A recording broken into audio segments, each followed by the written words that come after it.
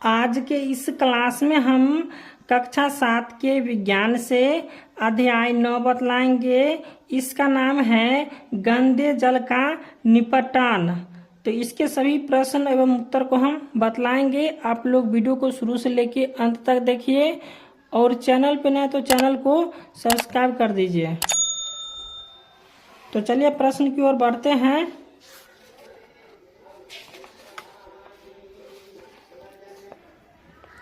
अब यहाँ पे ए में दिया हुआ है सही विकल्प चुने।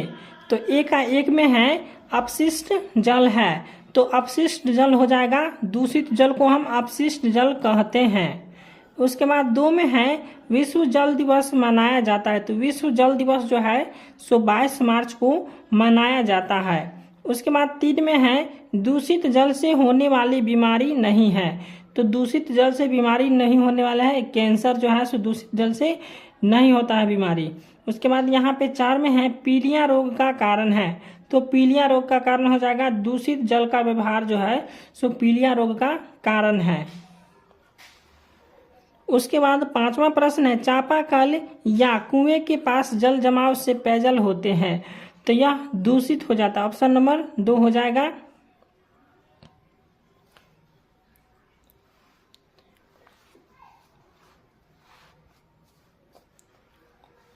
इसके बाद बी में है रिक्त स्थानों की पूर्ति कीजिए।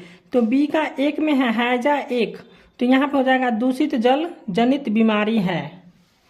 उसके बाद यहाँ पे 2 में है बायोगैस का उपयोग ईंधन के स्रोत के रूप में किया जाता है। बायोगैस का उपयोग किस में किया जाता है? ईंधन के स्रोत के रूप में किया जाता है। उसके बाद 3 में है वाहित मल घर। उसके बाद कॉमा लगा हुआ। इसके बाद हो जाएगा स्कूल, होटल, अस्पताल आदि से उपयोग के बाद बहने वाले अपशिष्ट जल होते हैं।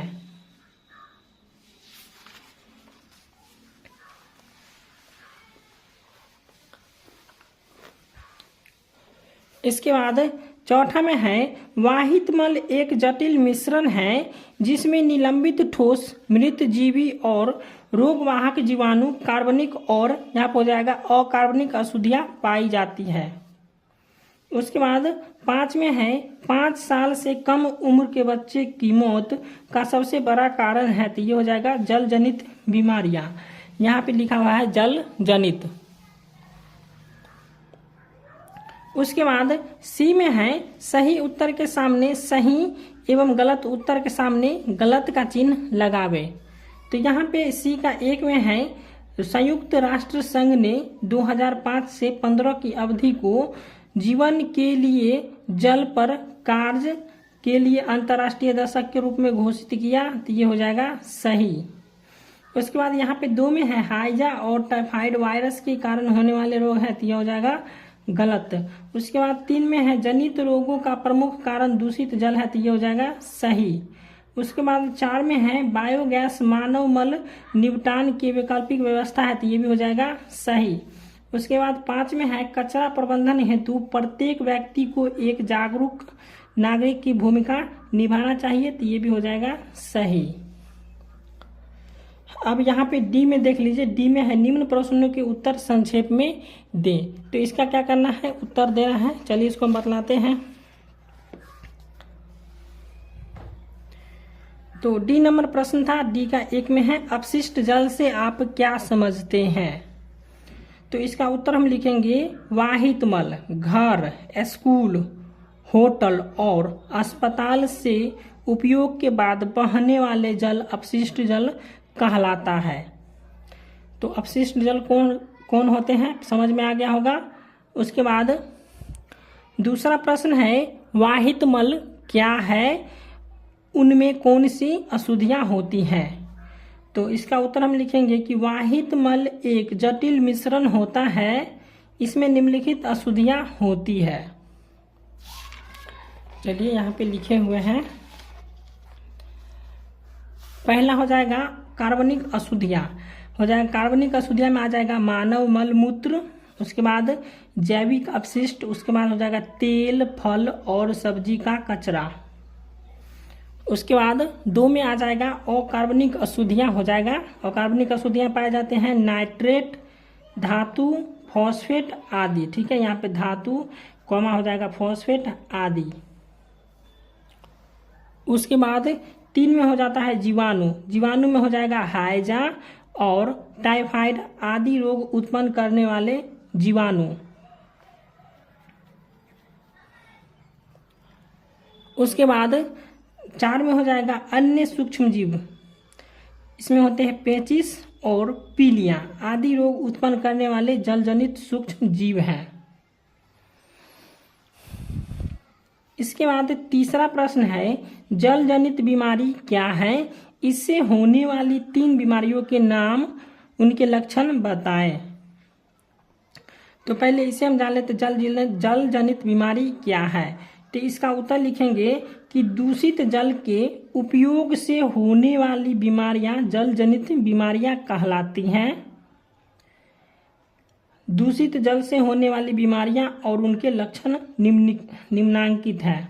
ठीक है, पहला हो जाएगा पेचिस। तो पेचिस होते हैं, पेचिस के लक्षण बताते हैं। पेचिस का लक्षण है कि पेट में मरोड़ के साथ बार बार दस्त होना। तो ये हो जाएगा पेचिस का लक्षण। उसके बाद दूसरा में है हैजा। तो हैजा का लक्षण हो जाएगा कि बार बार उल्टी और दस्त होना। ये हो जाएगा हैजा का लक्षण। उसके बाद 3 में है पीलिया।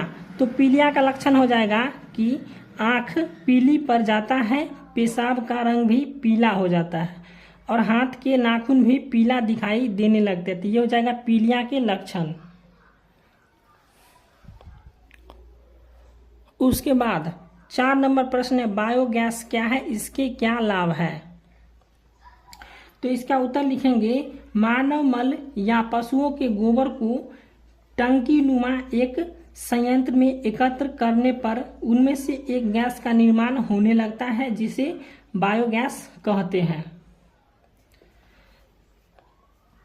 इसका लाभ हो जाएगा कि बायोगैस का लाभ है कि इस गैस का उपयोग ऊर्जा प्राप्ति के लिए किया जाता है और इस गैस का जो है प्रकाश तथा रसोई गैस के रूप में भी उपयोग किया जाता है। अतः इसे किरासन तेल तथा जलावन की लकड़ी की बचत हो जाती है। तो ये हो जाएगा बायोगैस के लाभ। बायोगैस से क्या लाभ होते हैं कि इससे जो है किरासन तेल तथा जलावन की लकड़ी की बचत हो जाती है।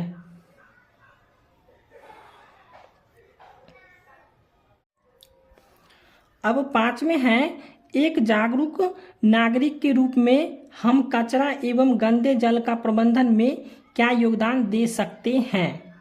तो इसका उत्तर लिखेंगे कि एक जागरूक नागरिक के रूप में हम कचरा और गंदे जल के निपटान की व्यवस्था करेंगे।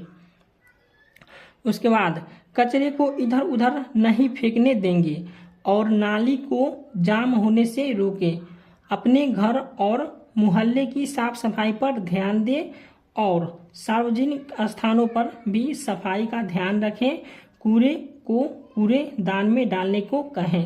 तो ये हो जाएगा एक जागरूक नागरिक के रूप में जो है सो कचरे एवं गंदे जल के प्रबंधन में क्या योगदान दे सकते हैं। ये हो जाएगा इसका आंसर।